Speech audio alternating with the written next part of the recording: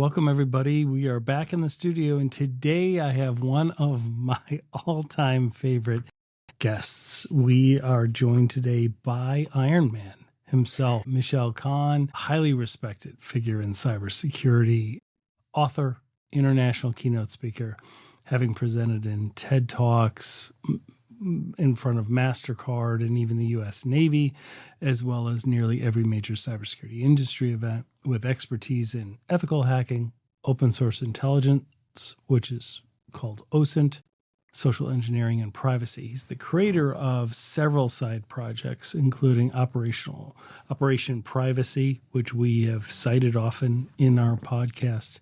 And he is the author of that phenomenal book, Phantom CISO, which we will have linked in the show notes, and also was part of an upcoming documentary, which will be featured on television screens close to you.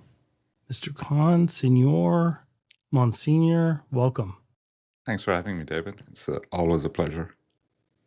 Absolutely. Love what you do. And we were just talking in the studio before. You've been part of some remarkable things, doing a lot of good for people, fighting scammers online and really raising awareness of the state of the internet today. Let me start this off. I called you Iron Man.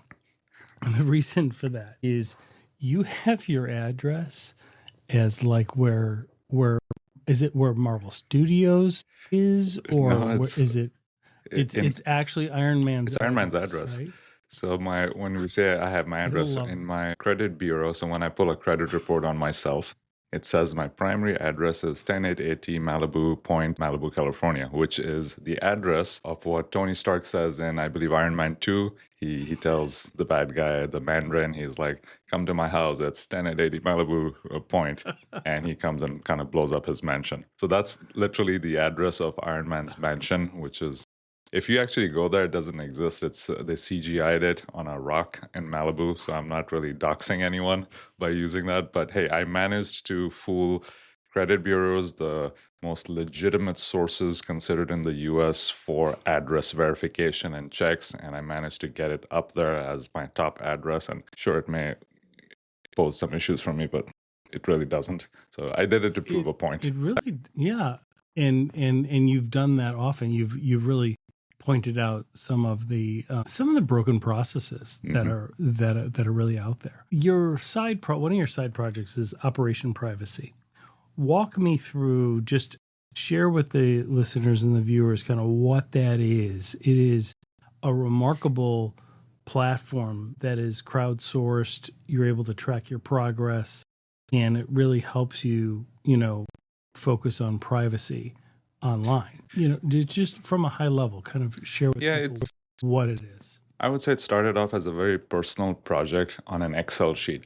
I was trying to track all the ways I could manage my online presence. I didn't want to be searchable in certain places, but other places I did. So I'm a public figure. I want people to reach out to me, but I also don't want them to see my home address or personal email address or personal phone number. Really tough. It is very tough to do. That balance is the tough part. Yeah, you are an international speaker. You're all over the place, right? You're everywhere. And it's part of my business. Right, it's part of your business. Yeah. But yet you want to maintain that security, that safety. Right. So I started creating like a checklist because I was really good at OSINT, so I knew how to dig up information about myself and others and stuff. So I'm like, all right, how do I reverse engineer this process? So I knew a lot of basic techniques that everyone can kind of find in Google, all these opt-out websites, opt-out lists on GitHub and everywhere else. So I started with that, like the low-hanging fruit. Right, go to a website, opt out. Go to Fast People Search. Go to Spokeo. Go to whatever something peoplesearches.com and kind of follow their opt-out process. But that was literally the bottom of that list. I'm like, all right, once I take that out, it still somehow populates. Still, when I do background checks on myself, I kind of still can see everything about myself. So that list started growing into more difficult ones. How do I stop all these banks and data brokers and everyone else from spreading my information? Cool. Checkboxes added, more tasks added to that list. And then eventually, infrastructure level privacy, like my home is in a trust now. My cars are in either a trust or an LLC. My business is properly formed. And what about my all the payment stuff that I do, monthly recurring fees of, let's say, my electricity bill, my internet, my gas, my if I have an HOA and stuff like that. All those payments they're also selling your information from there. So, all right, how do I anonymize that? How do I get a burner phone number for that process, a burner email address? Maybe I could use a fake name, or if it's illegal, let's use a LLC or a trust. So as you can see, this suddenly started growing from not just basic opt-outs, but an entire holistic approach on privacy. How do I keep my house private? Like reverse engineer everything. Like I go to Google Street View, look at the front of my house. All right, blur it from Google Street View. What about Apple Maps? What about Bing Maps? People aren't looking at that. What about Zillow and Redfin and all that? I'm like, cool. So all those things started adding to my list. Home privacy, device privacy, laptop privacy, privacy on your phone. So it became so big that I'm like, all right, this Excel sheet is not manageable and there's too many variables. And I did this for myself. What if I want to repeat this process for someone else, or someone else wants to copy this process? Hence was formed, Operation Privacy. So a dashboard where you can log in and have your own version of that checklist and kind of checkbox all the things from I have it into like 3 tiers. You're either privacy conscious, you're serious, or you're ghost level. So depending on what level you're at, your tasks are going to get harder and deeper, and end result is you're going to have a good handle of your data. That's basically the goal. Absolutely phenomenal. I used your framework when I was writing. I just this year I've done 3 books based on all the interviews that I've had, and I, instead of telling each individual story, I made one composite character that experiences them all. And she goes from being hacked to being deep faked to then going ghost. And she kind of evolves her privacy along the way. And this is what I use. Like I took your advice and I kind of modeled it after that. It was really fun. Yeah, it's good because you have to do it that way, because I've been doing this for many years. Process. Yeah, and people get disheartened. They're like, "Oh, I have to do 400 things." I'm like, "Yeah, but you don't have to do it like right now. You have to do it in 1 year. Like one task a day it should be sufficient, and you don't have to do all of them. You can skip a lot of them if it doesn't apply to you." So I've covered all those things in that dashboard, and it's all free. So it's like those are my quote unquote trade secrets. People keep a lot of those things close to your chest. I don't. I'm like, you shouldn't. It's a basic human necessity. Privacy is a basic human right. Everyone should have access to it. Sure, I make money off of it while I do business as a privacy manager for people who are willing to pay me for the process, for the consultancy, for coaching on the privacy side. Sure, there's a time and place for it. But for the rest of the 99.9% of the population that can't afford me, it's free. So it's like I'm not like hiding anything. You shouldn't be a gatekeeper to any sort of information, in my opinion. I completely agree. Like, to me, we've evolved so much just in one lifetime that nobody's really prepared for it. And so our rights and our individuality is so tied to how we handle technology now. Which wasn't even around when I was a kid. I know. Like, just everything has changed. And so... Yeah, this is why I wasn't aware when I was younger. I actually started becoming privacy conscious when I came to the US. Because even outside of the US, it's not a big deal. They have laws, GDPR and stuff. But even if they don't have laws, like I grew up in the Middle East, the laws will not stop you from the privacy and the selling of data and stuff. But it's the culture that people just won't share. Companies just won't ingest that data. They don't need to make money through ad revenue and stuff. They're rich countries. So it's like that problem doesn't exist there. Here, it's a whole business. It's like $1 billion business just to harvest and sell and resell your data. Other parts of the world, not so much. So my eyes kind of open up here. I'm like, I need to be more conscious, more careful on what data I give out to whom.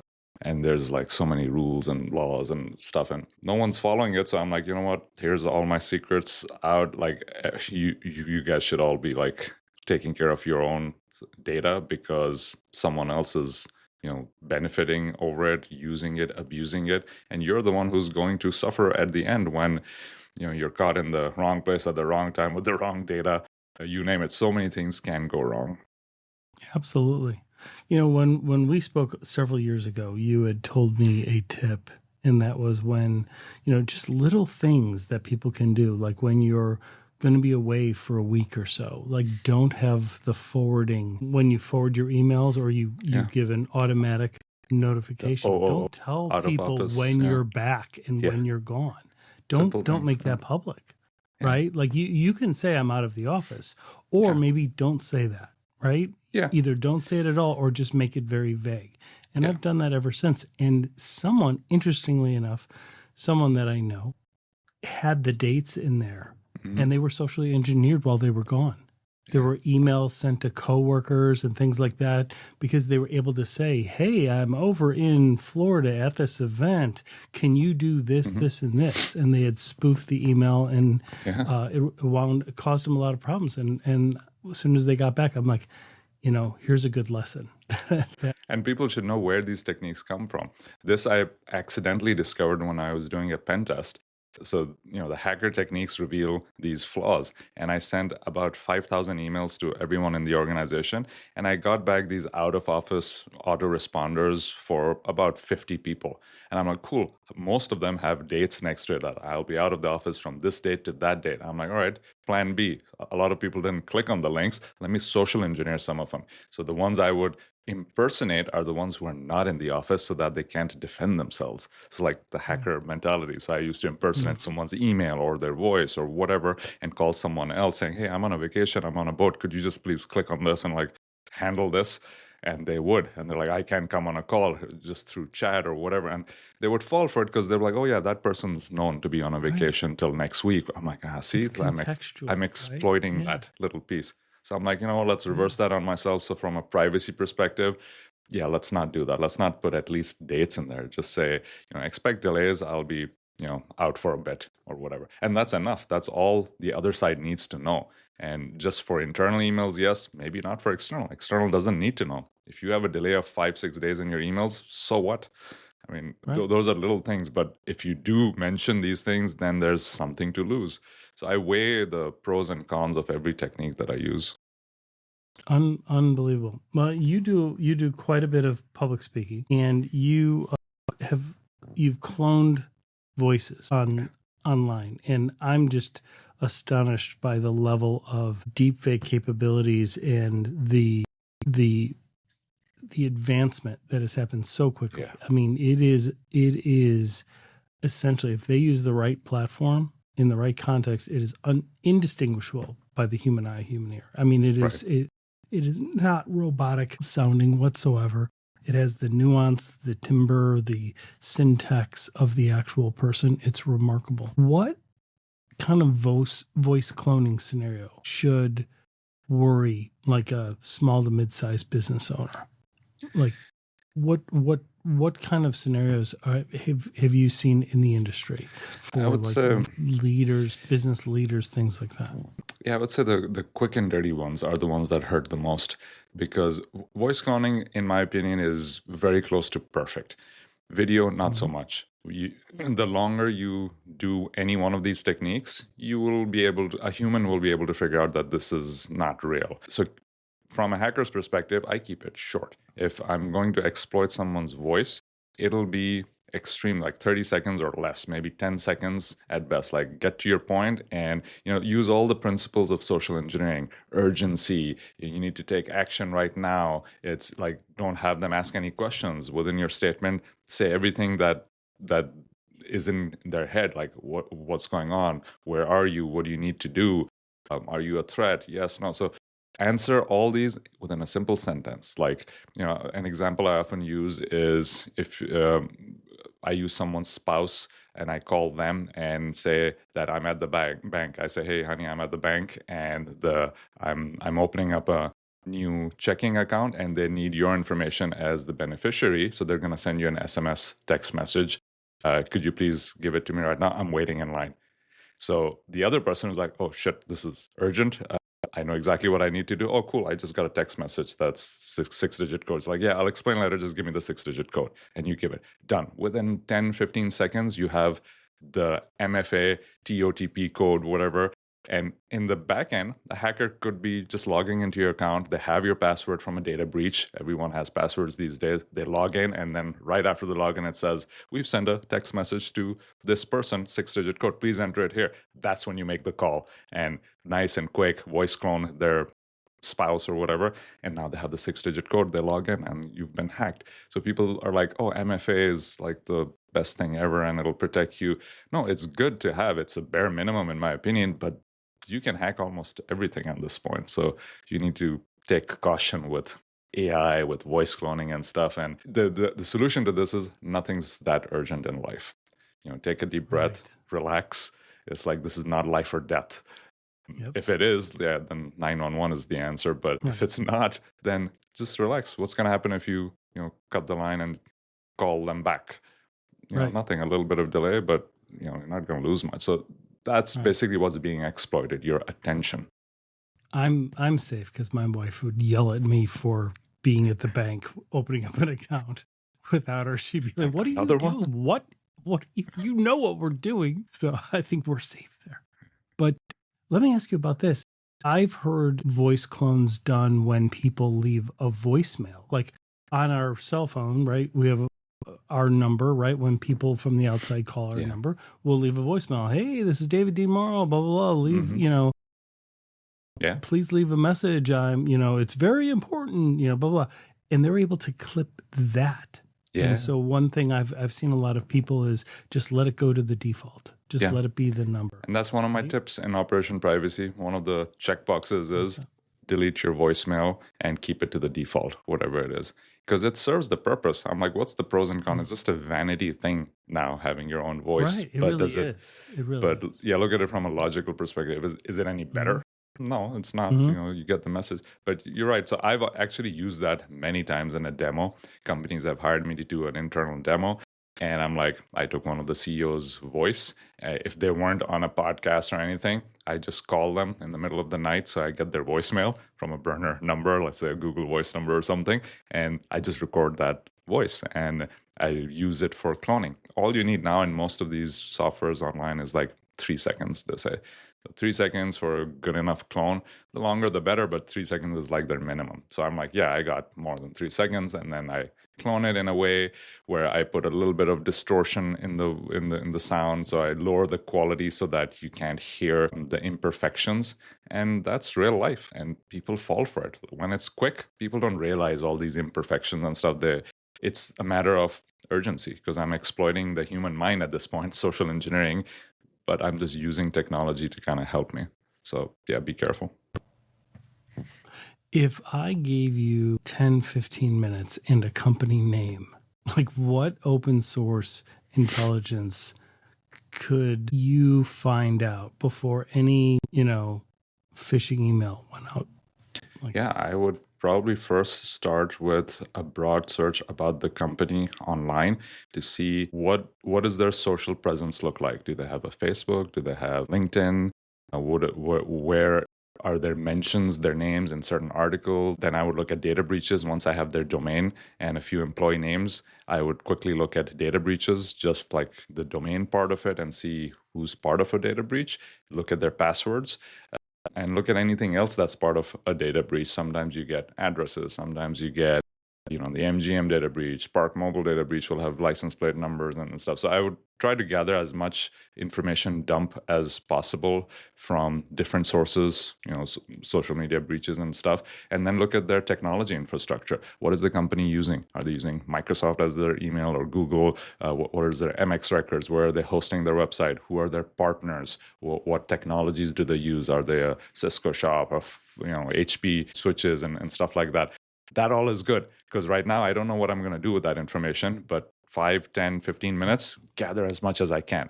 Now, based on that information, now I would formulate my plan. All right, maybe I can social engineer. Maybe I can call them saying, hey, I'm a vendor. I'm Cisco. You guys have a lot of Cisco access points. We have a brand new access point here, which is, $5,000, and we're giving you a free demo trial. Give me your shipping address. Before you do, I'm sending you a PDF, an order form. It's $0. Don't worry, but just click on it.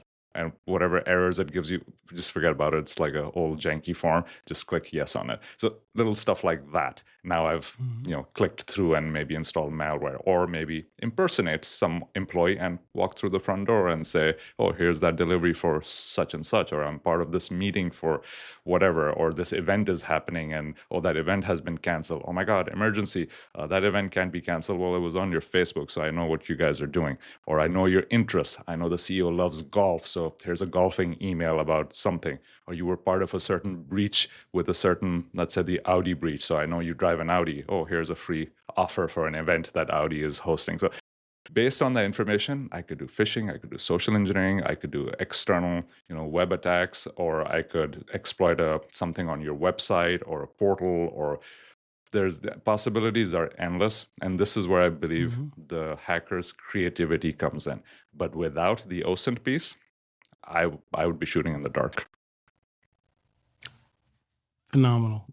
Let me ask you this. Industry-wide, you see, you're obviously up to date on all the news. You're on regular updates where you're providing the industry with recent trends. In the last several years, we've seen some major breaches with these loosely knit or like disorganized but yet organized collaborative groups like the COM and Scattered Spider. And they've been extremely effective in using OSINT and social engineering to breach major companies. Why do you think and I guess my question is, what are some of the top defenses to that organizations can do? Because they're doing things like, they do a vast amount of OSINT and vast amount of research ahead of time, and then they do things like call the IT help desk and say, hey, I just got a new phone. Can you help set me up? And the help desk, it's help is baked into the name,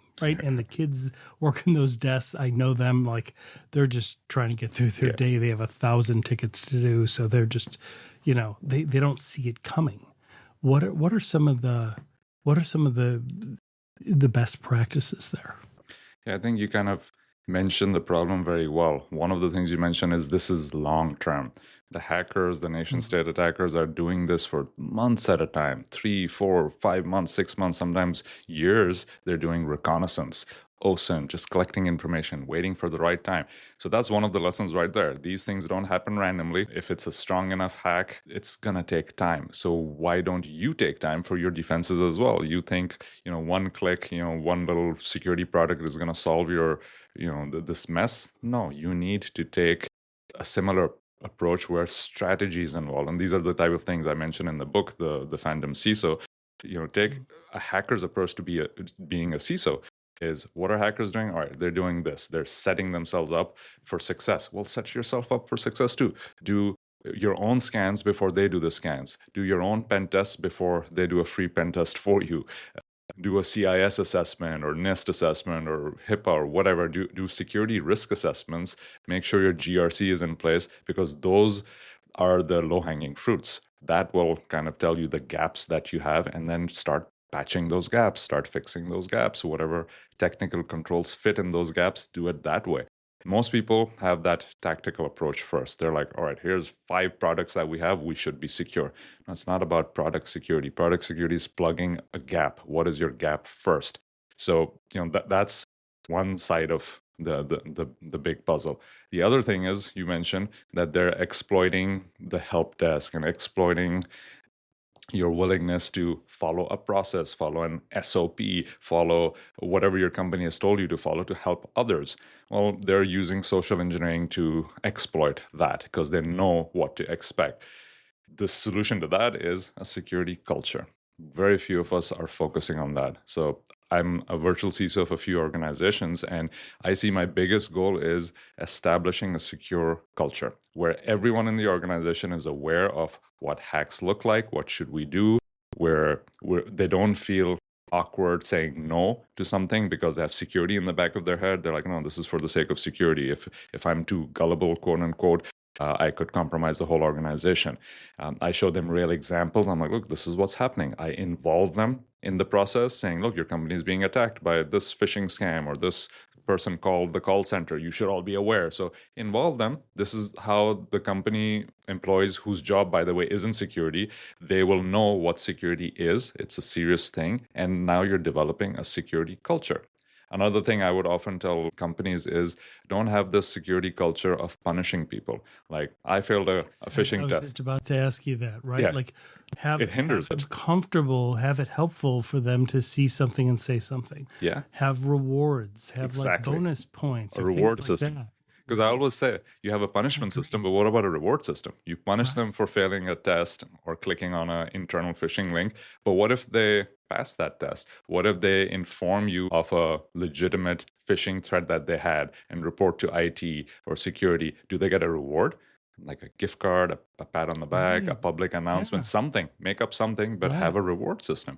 So, and that promotes that security culture. Because if you don't have a reward system, people will stay quiet. They'll be like, hey, I don't want to be the guy who gets like whatever, the slack for it or gets, punishment for doing this stuff. So, I mean, that becomes the other goal. So I feel if we establish this baseline using security assessments and continuous improvement over time, we're setting up a good baseline infrastructure for ourselves to be secure and not just slapping on like security on top like a band-aid. And then also having the human element. People falsely say humans are the biggest weakness or the greatest weakness. Oh yeah, the weakest linked. Yeah, weakest link. Yeah, Humans I are the always weakest link. hear that. I always turn that around and I say humans Yeah, I are don't your buy it. greatest asset.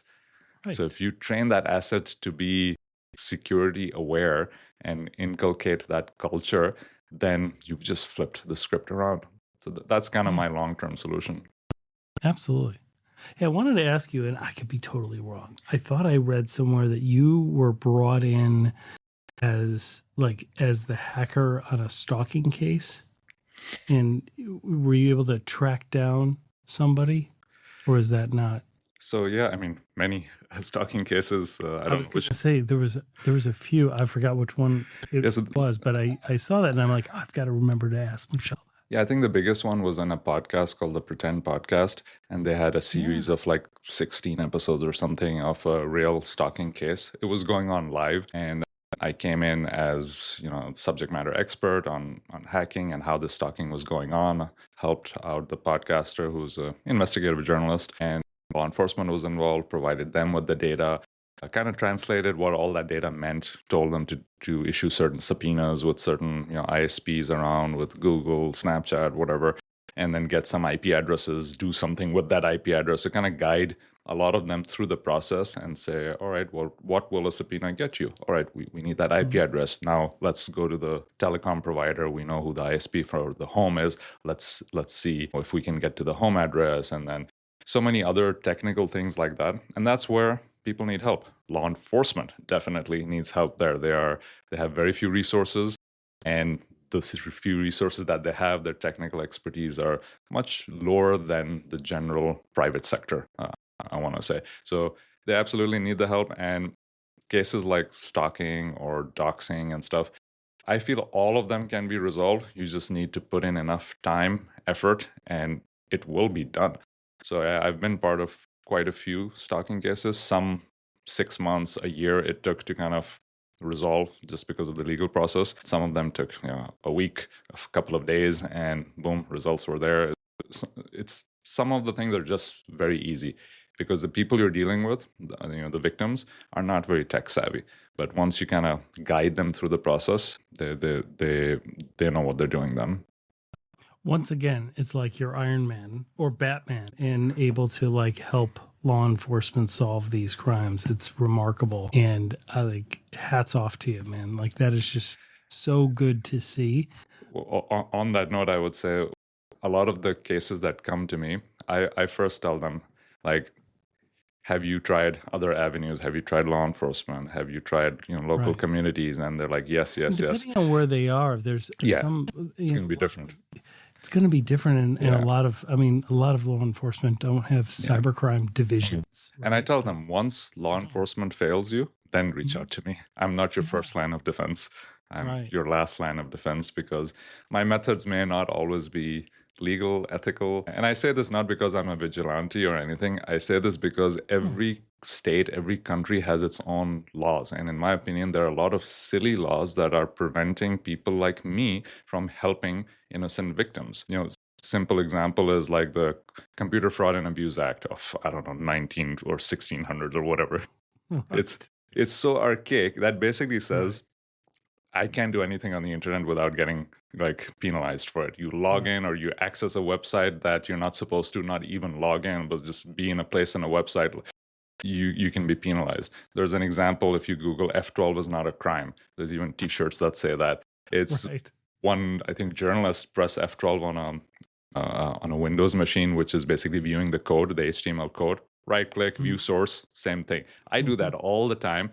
And he saw that. My son does that all the time. Yeah. So in Missouri, he did that to a Missouri government website, and he saw clear text social security numbers going through the network tab of the browser. And not just his social security number, everyone's social security number in the state of Missouri. So he reported this. Right. He was a journalist. He wasn't a hacker. Right. So he said, hey, IT guys, you have a problem. And they fixed it. Within days, they're like, oh, shit, like we shouldn't have done this. So they fixed it. The governor of Missouri penalized him, had a case against him saying, you tried to hack us and you tried to, like he was up for election or something. And he's like, you tried to sling mud on me and saying my website is crap.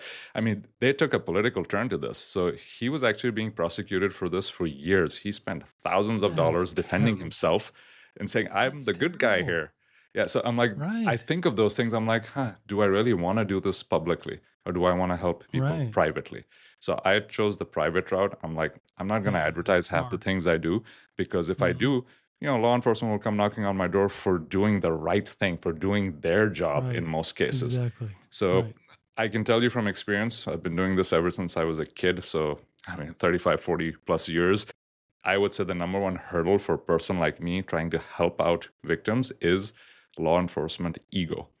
I'll say it, and I say it every time in my classes as well. It is the ego that gets in the way, not just law enforcement ego, everyone's egos. I'm like, hey, I'm trying to help you out. I'm not charging you money. I'm giving my own time, but then someone will feel offended. You think you're above the law. You're not you think changing you're better than us on the website, right? You're not there like adjusting the code and putting in prompt injections. Exactly. And things like that. People don't understand. Like you put this in front of a judge. They don't understand it. Imagine these stalking cases go in front of a judge, and these people are like 78 years old. Most of the lawyers are that too. The jury is old. You don't get like 20, 30-year-olds in a courthouse. You don't get a jury of your peers. Yeah, exactly. That's the issue. And they don't understand technology. They don't understand how ChatGPT works. They don't understand what an IP address is and routing. And I'm like, man, these are basic things. Like, how do I even justify my case on how I found this person using OSINT? They're like, but that doesn't sound legal. Your title says ethical hacker. You must be a bad guy. I'm like, damn it. Yeah, you must be a bad guy. That's because they think hackers are like what Hollywood says. I had a lawyer once tell me that we want to use you for a court case as a expert witness for something that you understand very well. I'm like, I don't know. What are the terms and conditions? They're like, you have to change your title on LinkedIn and your CV and everywhere because it says ethical hacker. I'm like, dude, I have a certification with the word hacker in it and stuff. And they're like, well, you got to delete all that stuff. Really an industry certification. Right.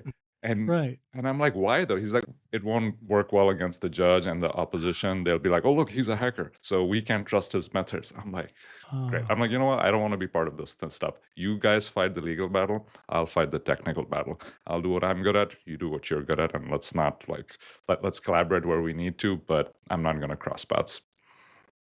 Unbelievable. Shifting gears real quick. People worry a lot about their data being sold and data brokers. Is there a certain type of data broker that does more harm or damage than others? Just looking for any insight you can give to people. Obviously, through Operation Privacy, they can track, their opt-out campaigns and the ways that they can, and there's platforms out there like Optory and Delete Me and things like that can automate the process and help you. Yeah, I mean, a lot of it you can do yourself, but it's just a matter of time. So I understand why people choose to have these platforms too. But are there certain ones that do more damage to it? Oh yeah, the ones that do more damage, these automated platforms don't even touch them. I'll give you an example. They're called premium data brokers. They're mostly private. So places like LexisNexis, you've probably heard of those, or any company owned by Experian or Equifax. They own a lot of data broker companies by different names. Those are the premium ones. Those are the ones that are truly harvesting your data. Proof of that is in a couple of things when you do OSINT.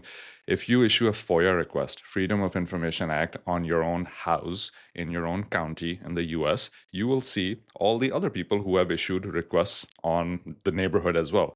One of the things that pops up a lot is Equifax, Experian, TransUnion. I'm like, why do they want data about my house using a Freedom of Information Act request?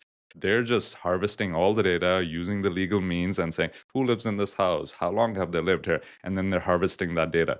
These smaller data broker websites are not getting it directly from the source. They're getting it from their bottom feeders. They're getting it from the premium data sources like, LexisNexis and stuff. And they're the ones selling it downstream to them. So if you're removing yourself from the downstream data brokers, it's going to repopulate eventually. So the banks are one thing. So the moment you open up a bank account, ask for a loan or whatever, you give them a lot of verified information, like your driver's license with a home address listed on it, a phone number that they can send a text message to, not a VoIP number. Banks don't accept VoIP numbers. One of the reasons is that once they collect all this information is gold because it's verified. Now they sell it onwards. Banking policy always says we are allowed to sell this data to our partners or share it with our partners. Who are their partners?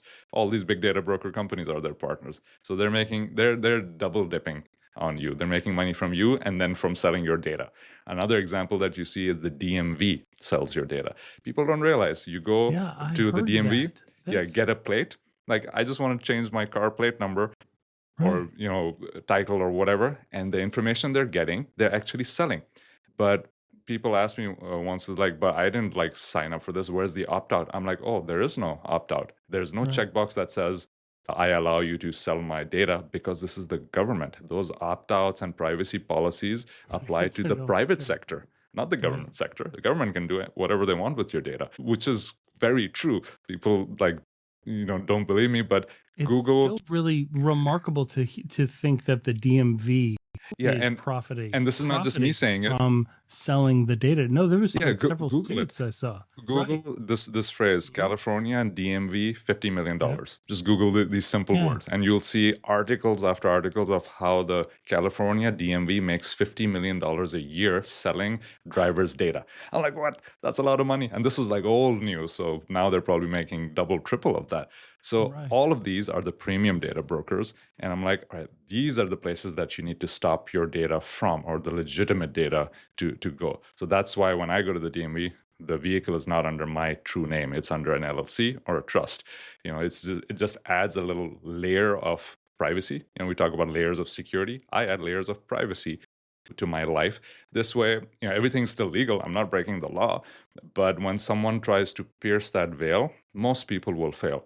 When law enforcement pulls me over for a traffic violation, they run your plate. Before they even come up to your window, they know exactly who you are. Not with me. They come up to my window and my car is registered under a trust. So it's not even an LLC that you can look up at the Secretary of State's website, which just adds a little bit more friction. But this is a trust. It's not even registered anywhere. Only I have those documents. So they come up to me not knowing anything in advance. And that's how I like it. I'd like to give them my driver's license. Do your research now. Don't come to my window with some preconceived notions on who I am, how many past violations I have, where I work, all that stuff, where that plate has been caught using flock cameras. So they have all that information about you within minutes. And I'm like, I'm at a disadvantage already. I want a clean state when we start. So that's basically my threat. I'm not trying to hide from the government. I'm trying to make it an even playing field. There's a difference. Yeah, I didn't mean to cut you off. Yeah. Sorry. No, even playing field plus the hackers, because this data is going to leak. It always does. Every agency gets hacked. And when it does leak, I'm at a huge disadvantage now, because all the hackers, everyone else who's malicious, has access to my information that they can use and abuse against me. And there's nothing that these companies will do to protect it. They'll just issue an apology statement. That's it. Free credit monitoring, which, by the way, is free anyways. So I'm like, yeah, that's why I do what I do. Yeah. And there's a distinct difference between privacy and secrecy, right? Like, what's your view on like, or do you ever get pushback when you're promoting privacy? People are like, oh, you must be doing something shady, and it's like, no. Like when everybody knows what happens in the restroom, but yet we still close the door, right? Yeah, Like exactly. it's a matter of privacy. It's not secret. Some do it publicly, but yeah, that's a different one. Well, yeah, exactly. But that's yeah, a San Francisco issue. Like we're not like it's not secret what's happening. It's just a matter of privacy. Yeah, it's just a personal preference. I get that, and my answer to most of those things is that I flip it around. I don't try to be defensive, because in the past I used to be. For example, when I'm like at a doctor's office or something, and they ask for my ID, I usually give either a passport card or a global entry card. Both are government issued IDs, but neither one of them have a address listed on it. So when I give it to them, they're like, "Oh, don't you have a driver's license?" I'm like, "You asked for an ID." They're like, "Oh," I'm like, "This is a government issued ID, a global entry card." They're like, "Okay." And then they write it down, the information, or they scan it, whatever, because they have to by their own policy. I'm like, sure, go ahead. And then they ask me for a home address. I'm like, "Why do you need a home address?" "Oh, to send you a bill." I'm like, "No, I'm paying in cash." They're like, "But still, we need something on file." I'm like, "All right, you need anything on file?" They're like, "Yeah." I'm like, "All right, 123 Privacy Drive, Hollywood, California." And then they laugh. They're like, "But we need like your real ad." I'm like, "No, you don't." I'm like, "Can I have your home address?" And then they're like, "No." "Can I have your cell phone number?" I'm like, "I don't need notifications." And they're like, "I'm not asking you for your personal cell phone number. So why do you need it? Do I need it to get medical attention?" "No, I don't." So sometimes if they're very cocky with me, that'll be my reply. But most times I'll just give them something either fake or a Google Voice number or an address that's, I have it in my mind, an address that doesn't exist. So it won't be like a 123 Privacy Drive or something fake, but it'll be an address of a building. Let's say a building has 5 floors. I'll give the 6th floor or the 10th floor of that. So it'll verify in some of the systems. So because some of the online systems verify the address if it exists or not. So it'll always verify because the street address verifies, the building floor may not, or an abandoned place like with nothing on it, or like the 10880 Malibu Drive. Rock. You can't give them the iron. I can't. I do that very often.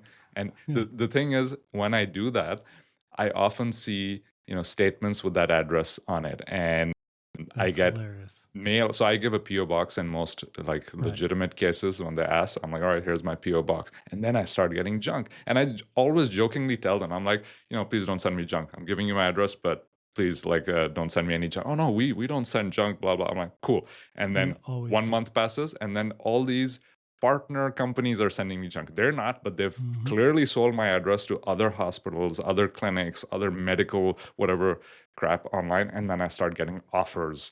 I'm like, nobody had this address before, and now they do. So it is a sick system where they lie to you, and that's the other thing. That's why I don't feel bad lying about these things. And by the way, it's not against the law to lie to a private entity. So public government entity, I would not lie. That's where I have the legal framework. I'm like, "Yeah, here's my PO box. Where's your address?" "Here it is." Who's your home under? Not me. It's a trust or whatever. But private entities, sure, you lie to me all the time. You're not going to sell my data. What's your phone number? I don't know. 8675309. And the cybersecurity controls at your local doctor's office are virtually non-existent. Yeah. So giving them all of your confidential, sensitive data, let alone your medical records, makes us nervous. They don't realize the HIPAA forms and stuff and what it means that I can refuse to sign it. I'm not acknowledging all the. They just don't understand the law. They're just being told, have everyone sign this, collect this information. And a lot of their forms, like on an iPad and stuff, you can skip information. I went to a doctor's office a long time ago during COVID. They asked me for my social security number. And I was like confused for a second. I'm like, am I opening a bank account? No, we just need this. I'm like, "What for though?" "Oh, because it's a unique identifier for you." So I'm like, "Oh, cool, unique identifier." I'm like, "Do you know, according to the HIPAA security risk assessment, a unique identifier needs to be randomly created and not tied to PII in any way. That's a HIPAA violation." Right. So she's like, "Well, I've been told to collect social security numbers." I'm like, "Does the form require it?" Her computer. She's like, "Yeah." I'm like, "Can you put 000 on it?" She's like, "Let me try." She put it all zeros and it worked. And it worked. Yeah. I'm like, there you go. I'm like, data breaches have. So I just gave her a nice little, lecture about, eventually the system is going to get breached and this info is going to be out. So I would only put in stuff that's absolutely necessary for me to get medical attention, nothing more, Right. nothing less. So, I mean, people need to be educated. So I do take the time to educate the general public in a passing Hmm. comment. I don't make it into a lecture or anything. There's people Right. Of waiting or course. whatever. But Yeah. I feel as a responsibility. Like if I don't say it, they'll continue to do what they do, even though they still will. But at least I've planted the seed in their heads. And the person listening to me at the airport or behind me or whatever in a queue is also getting educated. They're like, oh, cool, this guy refused for his picture to be taken by the TSA camera. Cool, I could do that too. It was safe. He just said, I opt out, and they didn't do anything. They didn't put him in Right. special, a line or something. No, cool, I could do that too. Yeah, exactly. So people are afraid to go out of the norm. And for privacy's sake, I tell them, listen, this is becoming a surveillance state. You need to start resisting. People do have power. Maybe one person Right. alone doesn't have the power, but one person alone can create that domino effect for others. So I strongly believe in that. And that's why I do what I do. Well, and when you say that, people might think it's a political comment, but I don't find that it is. Like No. it's not on either party. It's the technology Yeah. itself. It's the government overall, both parties. Like everybody wants your data. Like I don't think it's necessarily even a political comment. It's a civil rights comment. It's a individual right Yeah. position. Would you Yeah. agree with that? Like When people are like, when they see the dark side of all of this data access and surveillance, then they kind of realize they're like, yeah, there's enough abuse here for the system not to exist. Like, what is the need? I always say, is it solving problems or is it not? Like the flock camera system is perfect example. Flock claims we've reduced crime. Independent studies shows they've actually increased crime. Every place that there's a flock camera or license plate reader, crime has actually gone do you up. think? That's such an interesting finding, right? Yeah. So why do you think that's happening? I don't So dispute it. I don't know vandalism either way. is one thing.